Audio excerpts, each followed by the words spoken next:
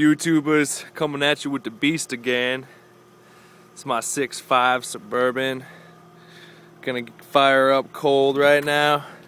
It's sitting all day. See how she starts with her coolant temp sensor unplugged. Truck thinks it's negative 30 out. Gotta find the key here. I got a new sensor in there, but it still starts like shit.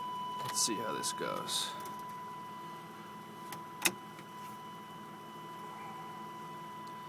Pretty decently long glow cycle.